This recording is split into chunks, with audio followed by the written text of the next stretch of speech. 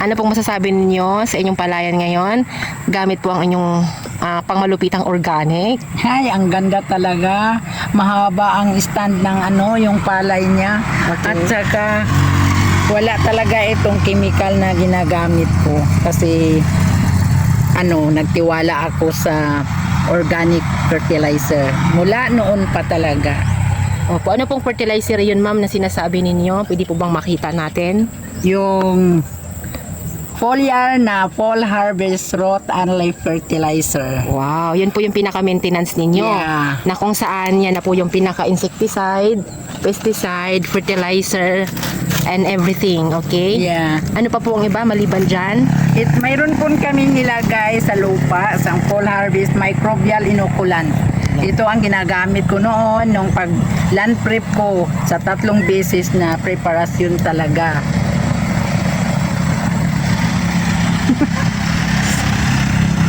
Ayan. Ayan.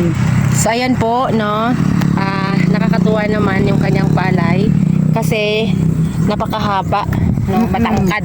Ayan, bantangkad. Tas yan, tingnan nyo.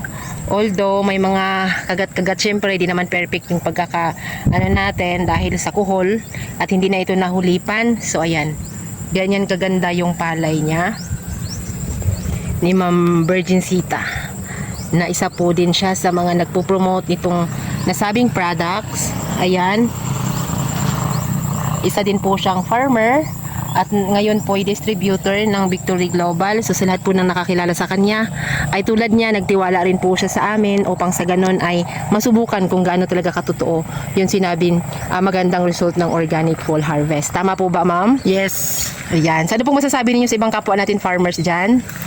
Ay, ang iba din naman dito, gumagamit din ng mga foliar na fall harvest. Pero yung katabi ko, parang hindi sila gumagamit. Mga synthetic lang talaga sila kasi hindi pa sila nagtiwala. At saka, alam mo naman dito, to see is to believe naman yung mga tao. Kaya, nag-o-observe din lang sila sa palayan ko. Kahit man lang madamo, pero at least nalaman nila na kahit madamo, marami pa ring mga palay na maganda ang kanyang bottle. Saka, makapal talaga siya, mabigat. Kaya mas maganda talaga ang organic kahit papaano siya na magkaroon siya ng mga problema, at least mag-survive sila sa kahit papaano.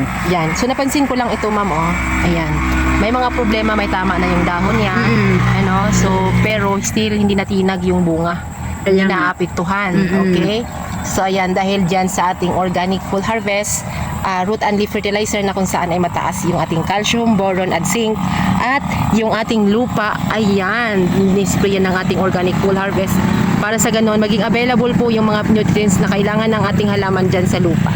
So that's it for now, guys. Follow for more.